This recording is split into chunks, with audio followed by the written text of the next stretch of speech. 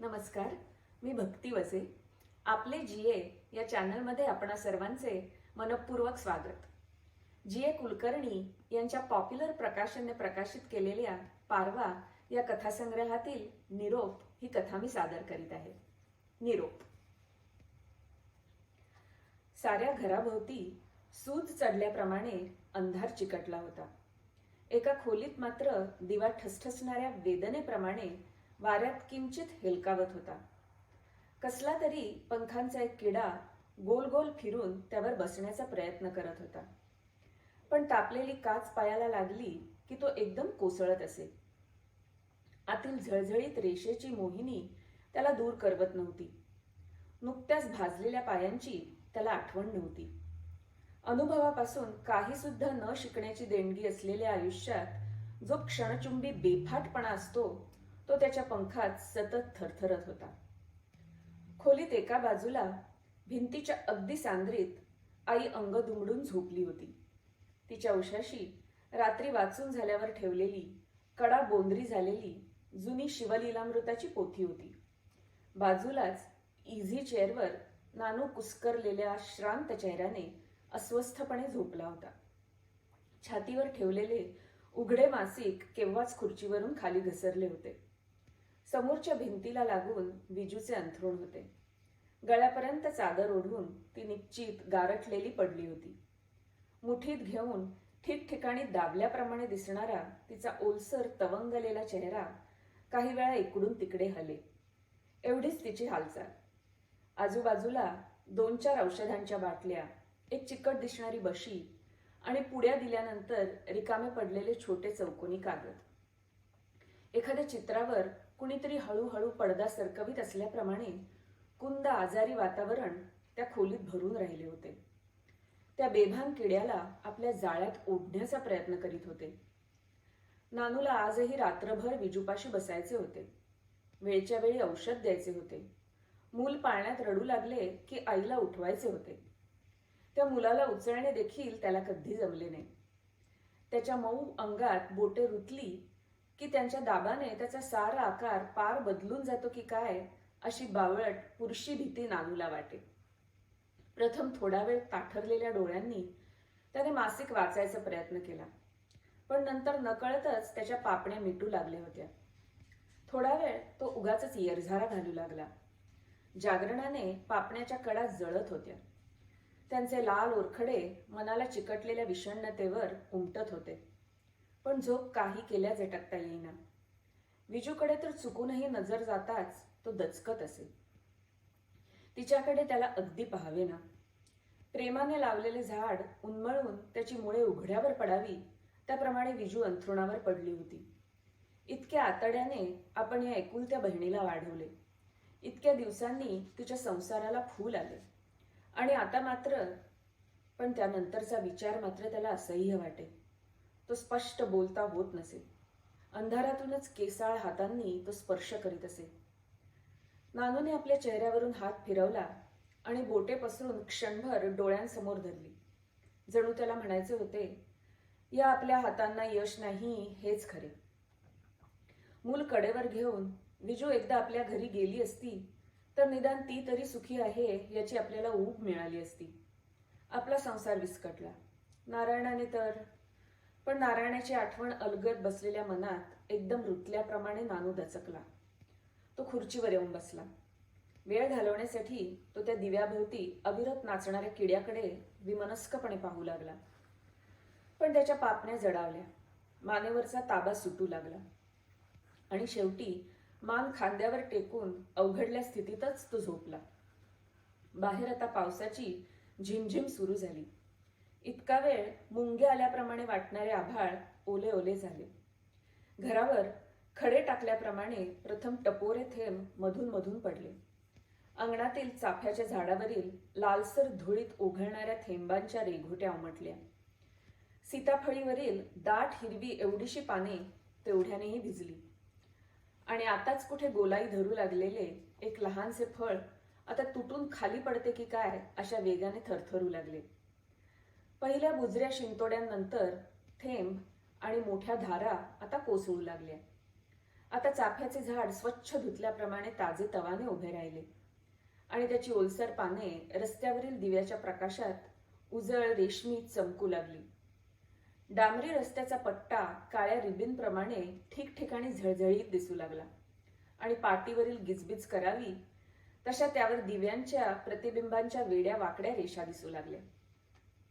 विजूचे अंग एकदम शहारले. खिडकीवरील वरच्या बाजूला एक फट होती. तिथून नेहमी वाऱ्याची एक ओली चिंधी आत शिरत असे. तिथे नानूने काल कागदाची सुरळी बसवून ती बंद केली होती, पण आता ती वाऱ्याच्या बोटांनी निसटली आणि थंड फुंकरीने वारा आत शिरताच विजूचे अंग शहारले. तिने अंगावरील चादर बाजूला टाकली आणि ती हळूच उठून उभी राहिली. तिने आळस झाडून टाकला. इतक्या दिवसांच्या क्रूर आजारानंतर ती प्रथमच उभी राहत होती. अंग कापडाच्या पेळ्याप्रमाणे पिळून टाकल्यासारखे तिला अगदी हलके हलके मुक्त वाटत होते. वाऱ्याच्या झुळकीने नानूची झोप चाळवल्यासारखी झाली आणि त्याने आपली मान उजवीकडून डावीकडे घेतली. विजू त्याच्याकडे पाहून किंचित हसली. ती खिडकीपाशी गेली आणि फटीत कागदाची सुरळी पुन्हा बसवून तिने फट बंद केली. तिने घड्याळाकडे पाहिले. आत्ता कुठे 11:30 झाले होते. भरघोस द्राक्षे आणि पिवळी पाने असलेला घड्याळाचा लंबक एक एक मणी तोडून खाली टाकत असल्याप्रमाणे टिक टिक आवाज करीत होता. अद्याप अर्धा तास अवकाश होता. तोपर्यंत काय करावे हे तिला समजेना आणि ती तशीच गालावर हात ठेवून उभी राहिली. आईचेही अंग शहारले आणि तिने डोळे उघडले, पण अंगाची गाठ मात्र जास्त चावळून घेतली. ती बराच वेळ तशीच आढ्याकडे पाहत होती. नंतर चेहरा न वळवताच तिने हलकेच हाक मारली. नानू, ए नाना. चेहरा झटकीत नानू जागा झाला आणि खुर्चीतच ताठ बसला. काय ग आई? अजून वेळ झाली नाही औषधाची. मी जागाच होतो. फक्त डोळे चुरचुरत होते म्हणून मिटून पडलो होतो झालं, तो म्हणाला. नानू, कालपासून आढ्यावरची पाल चुकचुकते बघ, ती घोगऱ्या आवाजात म्हणाली. माझ्या डोळ्यांपुढं तसलं काही होऊ नये एवढंच मागणं आहे नानू. त्याला बोलवायचं का रे आता? पोरीवर भारी जीव बघ त्याचा. नानू थोडा वेळ गप्प होता. आईच्या भावना त्याला जाणवत होत्या. 2-4 दिवस त्याच विचारांचे ओरखडे त्याच्याही मनावर उमटत होते. पण तो खोट्या उत्साहाने म्हणाला, आई, तू तर वेडीच आहेस. 1-2 आठवड्यात विजू आपल्या पोरीसारखी खिदळू लागेल. आपण आता आई झालो हे देखील कार्टीच्या ध्यानात राहणार नाही. नानू किंचित हसलाही, परंतु आईच्या चेहऱ्यावरील भाव बदलला नाही. पण त्याला बोलवायचं का? तिने निर्विकारपणे पुन्हा विचारले. माझा हट्ट गेला चुलीत. माझं काय आता? माझ्या शेणी गेल्या ओढ्यावर. बोलावणार असशील तर बोलाव बाबा त्याला. आई त्याचा कधी नावाने उच्चार करीत नसे. तिच्या वाटणीला नारायण केव्हाच मेला होता. त्याला नोकरी लागताच त्याने कुठल्या तरी परजातीच्या मुलीशी लग्न केले. ते ऐकून आईने बसल्या उमऱ्यावर दणादणा कपाळ आपटून घेतले होते. तिथून उठून वेड्यासारखी ती विहिरीवर गेली आणि 2 बिदके अंगावर ओतून तिने खरोखरीच त्याच्या नावाने अंघोळ केली होती. त्यानंतर पुराण कीर्तन बंद झाले. तिच्या आयुष्याभोवती शर्मेचा फड वाढल्यासारखा झाला. संध्याकाळी पुराणाहून बायका परतायची वेळ झाली की कुणीतरी भेटतील, काही विचारतील म्हणून ती अंधाऱ्या आईच्या खोलीत कडी घट्ट लावून बसून राहू लागली. बोलावतो हवं तर, नानू म्हणाला, पण त्याचा पत्ता देखील मला माहीत नाही. त्याची मुलगी शकून वारली त्यावेळी त्यानं 2 ओळीचं पत्र पाठवलं, तेही विजूला. आता थोडाच असणार आहे तिच्या ध्यानात तो पत्ता. तो कुठं आहे, काय करतो, सुखरूप आहे का नाही, काही माहिती नाही आपल्याला गेल्या 10 वर्षात. मग नुसतं नाव लिहून कटनी असं लिहिलं तर पोचेल पत्र त्याला परमुलखात. नारायणाचे नाव निघताच बिजू हसली आणि नानू जवळ येऊन उभी राहिली. उघड्या कॉलरमधून दिसणारी त्याची अशक्त विरलेली छाती पाहून ती दचकली, भारल्यासारखी झाली. नानूचा सारा जन्म इतरांकरता कष्ट करण्यातच गेला. स्वतःचा म्हणून त्याने एक पैसा कधी बाजूला ठेवला नाही की गुंजभर सोने बायकोसाठी घेतले नाही. पण त्याला आयुष्यच धार्जिणे नव्हते. 2 मुलांची पावले उमटवून त्याची बायको अर्ध्या संसारावरून उठून गेली आणि नानूचे लक्ष आयुष्यातून उठले. हे सारे त्या अशक्त शरीरात दिसणाऱ्या हाडात चित्रलिपीप्रमाणे दिसल्यासारखे विजूचे मन व्यथित झाले आणि तिने आपला हात हलकेच त्याच्या खांद्यावर ठेवला.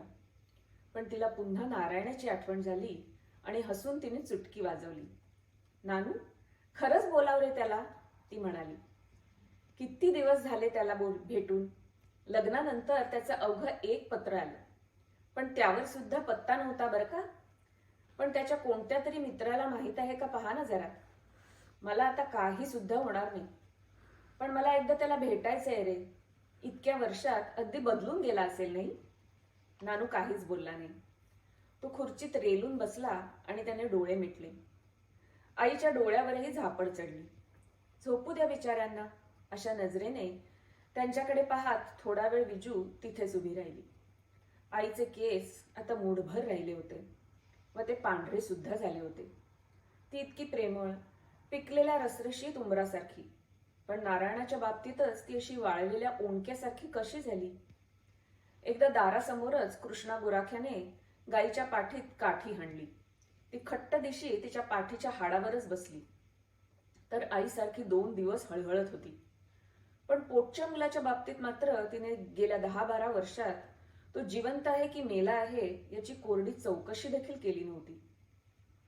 का तिने स्वतःच्या आयुष्याला असा विषारी दंश करून ते काळवंडून टाकले? साऱ्या आठवणी कशा पार झटकून टाकल्या? का कोणास ठाऊक. अशा तऱ्हेने विजूने तो विचार बाजूला केला. खरेच नारायण एकदा तरी आला म्हणजे एक नवीन उत्साह वाटणार, असे आतापासूनच तिला वाटू लागले. लग्नानंतर घरातून एक भांडे देखील न घेता तो निघून गेला. तसा फार मानी आणि अबोल, पण विजू पुढे मात्र तो आपले सारे मन अंथरीत असे. तिच्या लग्नाला त्याला आमंत्रण नव्हते, पण त्याने आपण होऊन वर हत्ती कोरलेली एक छोटी संगमरवरी पेटी तिला पाठवली होती. पोस्टाने येताना तिचे झाकण फुटले, पण ती पेटी अद्यापही विजू कुड्या ठेवण्यासाठी वापरीत असे. अनेकदा तिला वाटे, कुठे आहे तो सध्या, कुठल्या मुलखात. पाठीवर बिराडाची रक्त आटवणारी नोकरी, घरी तरी त्याला सुख आहे का? विजूला काहीच माहिती नव्हती. त्याच्या बायकोला तिने पाहिले सुद्धा नव्हते. घरी तर बोलायचीही सोय नव्हती. चुकून एकदा तिने आईला विचारले तर आईने त्राग्याने संध्याकाळी जेवण सुद्धा घेतले नाही. खरेच नारायण एक दिवसापुरता तरी यावा, त्याने आपल्याशी खूप बोलावे. कदाचित त्याच्या बोलण्यात मग इतरही माहिती येईल. ती एकदम बावरली. नारायण यावा असे आपल्याला वाटते ते फक्त त्याच्यासाठीच का? फार दिवस भेटला नाही, कायमचा दुरावल्यासारखा झाला, एवढ्यासाठीच का? कुणीतरी मुद्दाम चेंगटपणे नको असलेला प्रश्न सारखा विचारित असल्याप्रमाणे ती गोंधळली, त्रस्त झाली आणि तिने ते सारे विचार झटकून टाकण्याचा प्रयत्न केला. हा होता निरोप या कथेचा भाग पहिला. आवडला असल्यास जरूर कळवा. लाईक करा, शेअर करा आणि आमच्या चॅनलला सबस्क्राईब करा. धन्यवाद.